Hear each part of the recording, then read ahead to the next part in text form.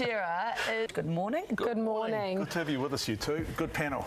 Do you think, like Rick Shearer and obviously John Campbell over here, that Google's actions are unacceptable? Yeah, but why would Google listen to... Also saying they're not going to do anything about it, but I think there's a bigger issue here. I mean, this is the second or third time in the last 12 months that something like... Re-violated in the most egregious terms. Yeah, valid point. And this comes back to the wider issue, though, around what we've seen around Facebook and around the Christchurch terrorists. How do we deal with it? Please make sure this doesn't happen again. And I do think Google laws in in nation states, international trade. So, but so how do you stop these companies having them? Basically, they do. I mean, we do have international forums for trade, as you say. We've actually got an international court, but other governments going on board with other governments, like what we're seeing stuff. And so, do we need to be looking at Google in that and how and the state, right? Yep. In that respect, yes. Yes, it does. Yeah. I mean, within New Zealand, there are certain things that the government can do, and it's dealing with that at the moment, for example, with taxation. But at an international level, in terms of the... I mean, with suppression issues, when this case happened, I was...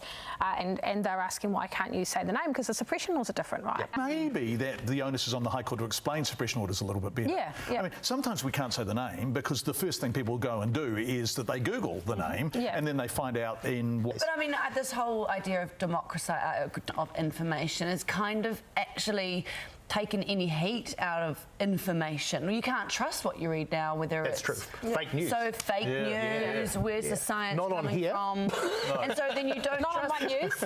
actual news either. Do you know what I mean? So Well, people, we all said all anything. the time, like your Facebook friends post a link to something and they believe it's true, and you sit there going, what are you? It's exhausting just even reading it, let alone then people it's not true and getting into the arguments. My favourite is the memes that attribute quotes that couldn't possibly have been said by people with a picture of that person. I mean, it's just, I love those. epidemic proportions. But that's fine because we understand that, but a lot of people don't. I don't always, Katie, to be honest. I like to go down a wormhole of my own every now and then. It's fun.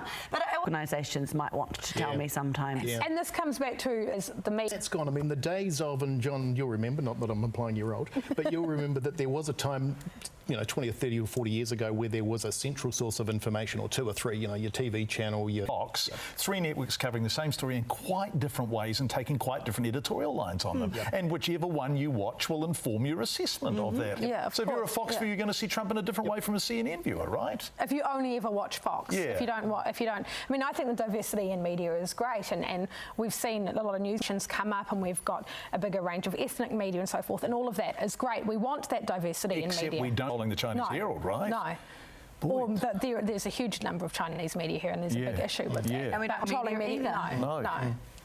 So there's a middle position somewhere in between those two. Is there? Yeah.